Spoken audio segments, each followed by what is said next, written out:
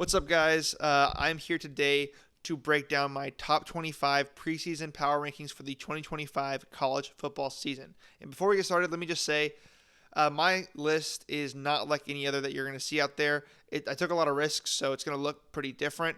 And that's completely fine. If you look at any season, really, you're going to see that the preseason rankings are not going to match what actually ends up happening in the season. So it'll take a crazy person to predict that accurately. So hopefully I'm that crazy person here predicting the accurate top 25 for this season. Keep in mind though, this is not a rankings model, it's a power ratings model, so it's not going to take into account schedule or anything like that, just the quality of teams. So let's start at the bottom.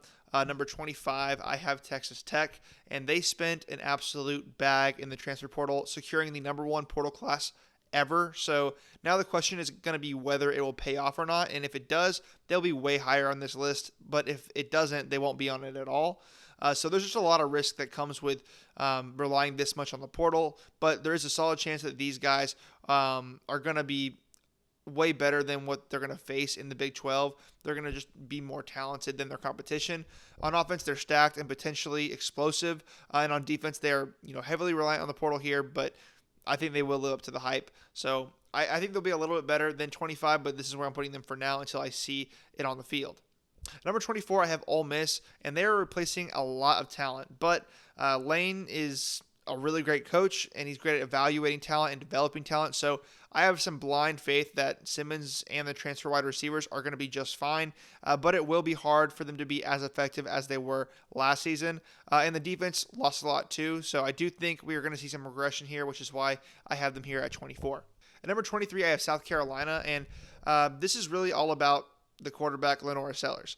He could definitely win the Heisman this year and carry the team on his back. He's that good. He's an X factor, but he's going to have to carry a lot of the load here this season because a lot of the weapons he had last year are no longer there.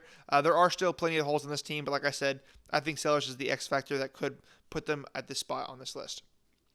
Up at number 22, I have USC. And a lot of people don't have USC on their list. Because, it's the same story as usual. They have a great offense and a bad defense.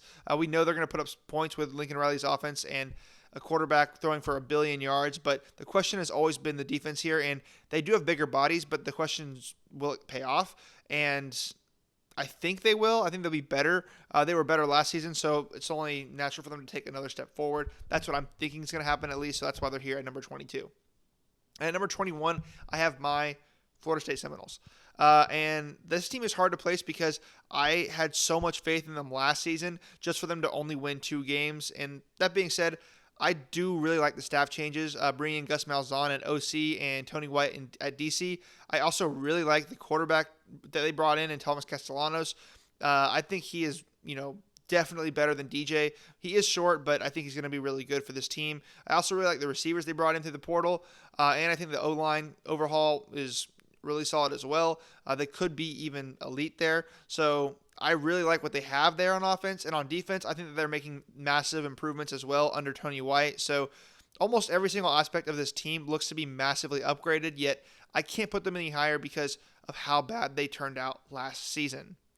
And at number 20, I have the Miami Hurricanes. And I know I was low on Miami last year. And for some people, this is probably a low ranking for them as well. I still think they're going to be a really good team, or else I wouldn't have them in my top 20. But last year, they weren't good at defense at all. They had a great offense, but the defensive production was just terrible. So expecting them to just flip that switch overnight is a really tall task. Plus, I don't have too much trust for Carson Beck. I don't think that he is the answer. He doesn't have any mobility options, and he's turnover prone, and he may be recovering from that injury still. But I think that he's going to have a pretty great O-line and some solid running backs there that will help him out. Plus, they did make some defensive changes that should help to be at least better than they were last season, which is a pretty low bar. At number 19, I have SMU, and Kevin Jennings is back, and if he can clean up those mistakes, he will be dynamite again for the Mustangs. The task may be a little bit harder this year, though, because they are losing some major weapons. Thankfully, they have a great O-line and a defense that is very underrated. They will be locked down in the secondary and will be able to get a really good pass rush going. Also, I really like Rhett Lashley. I think he's an incredible coach, and I trust them to be really good again this year, but not quite what they were last season. At number 18, I have the Nebraska Cornhuskers, and it's year 3 under Matt Rule, and that's a recipe for success. It's pretty much just science at this point, and the tools are there for that to happen again in Lincoln this year. Dylan Raiola obviously has the talent, and I think that he will take another step forward this season with the offseason under his belt. And I really like the O-line and how that's shaping up, and defensively, they should be super tough. They did lose their DC, Tony White, to Florida State, but I still think they're going to be really successful and get even better than they were last season. Number 17, I have Louisville, and they will likely be explosive on offense again. Braum has struck gold with all of his portal quarterbacks the past few years, and he has a good one in Miller Moss. I've seen him play. He's great. And he's surrounded by some really good weapons, so I have no doubt that this offense will be able to score on people. The question is whether the defense can keep the other team from doing that as well. And I do think that this team is good enough, or this defense is good enough to do that, but not great. So that lands them about here on this list. At number 16, I have Illinois, and they finished strong last year, and they're hoping to carry that momentum over to this year because they retain a lot of their production. They are ultra physical, and they can dominate in the trenches. Plus, I really like Luke Altmaier at quarterback, but he's going to have less to work with 2 of their best receivers going on to the NFL. So I think that this team will be able to pound the rock pretty well and control tempo, but they may not have a lot of highlight plays. They're going to really focus on wearing teams out. Number 15, I have Georgia Tech, and I really do trust what Brent Key is doing in Atlanta. There are a few games last season where you kind of saw what they were building there, and you could tell that this team is capable of much more than what they have been in the past. The quarterback-running back combo between Haynes King and Jamal Haynes is really hard to top, especially with such a good offensive line to lean on. They might be a little bit thinner at receiver, but I still think that they are prepared to make that step forward, and I like the defense as well. Number 14, I have Florida, and last year we saw what DJ Lagway could do. When he was healthy, they look like an entirely different team, and I think that it's going to be the case this year as well. Plus, they're elite in the trenches, which should be their bread and butter, really. My only concern, though, is that health for DJ Lagway because he is a bit injury-prone, and there is not a superstar backup behind him to bail them out if they need it. Number 13, I have Arizona State. And they defied all odds last year, and I think that this year they're going to prove that that wasn't a fluke. They are number 1 in returning production this season, but they did lose their star running back in Cam Scatterbo. He is irreplaceable. But what they do have is their star quarterback, Sam Levitt, who is a real Heisman candidate here. Last year, he had a breakout freshman season, and literally the rest of his weapons are back, including some shiny new toys. And on defense, they were number 1 in the conference last season, or in their conference at least, and they were just torching offenses, getting turnovers, and getting stops. They will be just as good, if not better, this season, and who doesn't love Kenny Dillingham? At number 12, I have Michigan, and we got a glimpse of what this year's Michigan team was last year during the bowl game against Alabama's first string. And this year, they bring in one of the most talented quarterbacks that have ever stepped foot in Ann Arbor. But the question is whether he's ready to play as a true freshman in the Big Ten despite losing some key pieces. They did bring in some solid weapons, and we know that they will have an elite defense, but it really is all going to rest on Bryce Underwood's shoulders to take them to the next level. Number 11, I have Oklahoma. And I know this is pretty high for Oklahoma for a lot of people, but they made some monster moves this offseason with the transfers, bringing in some of the most important transfers in John Mateer. He's a massive upgrade at quarterback, and they added running back Jaden Ott. So those two alone make this offense miles better. The question here is going to be the offensive line again. If that pans out, the team could really turn things around fast. And we know that Venables is a defensive-minded head coach, so they will be good there too, despite losing some talent. But I really think that John Mateer, he might even be a Heisman candidate and probably my favorite to win the Heisman. So I really like the pieces that they brought in. At number 10, I have Texas A&M. And I think year 2 under Mike Elko will be huge for the Aggies. I really like their dual threat quarterback in Marcel Reed. They have a stacked running back room and some great receivers to work with as well. And while the defense was a little bit shaky last season, Elko is putting his hands directly on it this year, and I think that's going to improve them significantly. At number 9, I have the Oregon Ducks, and they have explosiveness in their DNA. They are fast and they are ultra talented, but they did hit a bit of a roadblock when they lost their best weapon in wide receiver Evan Stewart for the season. Still, I really like the weapons that Oregon still has, and I trust that Dante Moore will shine after taking a year to develop as a backup. I also like what Oregon has on defense under Dan Lanning, especially the monster pass rush, maybe the best in the country. This team is full of elite talent and high-level portal guys that can get it done despite maybe not being as experienced or proven as other rosters. At number 8, I have Notre Dame, and they have an excellent offensive line and excellent offensive weapons, including, for my money, the best running back in the country in Jeremiah Love.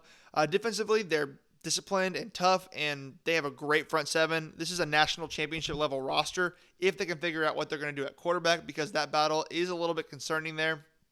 If they don't have an answer, that could be a real problem, but if they do have a good quarterback, this may be their season.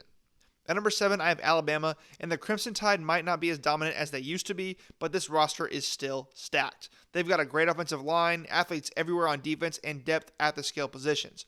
They are breaking in a new quarterback in Ty Simpson, though, but if he can get it rolling, watch out, because this will be a dangerous team. And I also really like the OC hire in Ryan Grubb. We know that DeBoer and him can create really high-powered offenses. At number 6, I have the defending national champions in Ohio State. Obviously, they have a ton of talent still. As always, they have probably the 2 best players in the sport on opposite ends of the ball in Ryan Williams and Caleb Downs, but they're also going to be breaking in a new quarterback, and they're dealing with the loss of both coordinators and a huge chunk of their roster moving on for the NFL, which is why I have them below some of the more proven rosters ahead of them. But they can still reload at the highest level. At number 5, I'm getting a little controversial here because I know a lot of people have this team at the number 1 spot. I have Texas. Now, this team is talented enough to beat anybody, even if they did lose a lot of production. I do trust their development. I think that the team just reloads. I think Arch Manning will shine, but it's really hard for me to fully trust a quarterback that I haven't seen that much of. They have studs all across the board, and I think that Sark may be the best offensive mind in the sport. So there is good reason why so many people have this team as their number 1. But to start the year, I just need a little bit more information about Arch and the guys they have filling in for all the proven production they lost to the NFL. At number 4, I have the Georgia Bulldogs, and we know this team can rebuild at the highest level. I trust Gunnar Stockton. I love the foundation they have there, and I love the portal additions that they added, especially at wide receiver. I think the O-line and the ground game will be a lot better, and I expect the defense to be elite as usual under Kirby Smart, and I think that they might have the best staff in the country, so that's why I have them here up at number 4. At number 3, I have LSU, and I think that this roster is built for a serious run. They're explosive on offense. They have athletes almost everywhere, and they finally have some stability on defense. I think the portal classes and the staff adjustments will push them over the edge, so don't be surprised if this is Brian Kelly's best team in Baton Rouge. And the runner-up at number 2, I have Clemson. A lot of people have written this team off the last couple of years, but they have quietly been building a roster full of returning production, developed studs, and a wide receiver room that finally looks like vintage Clemson. Plus, K. Klubnik is one of the best quarterbacks in the country, and that defense is loaded as well. At number 1, the best team in the country, I have Penn State. I think this is the year for James Franklin. They're following the formula of the last 2 national champions when it comes to returning production and continuity. They have the best running back duo in the country, and they finally have some really good receivers. And I think Aller's going to make that jump. Plus, they have one of the best defenses in the country. I am hesitant, though, because I haven't seen them win those big games when it counts, but I think that this year is going to be that year that they end up putting it all together.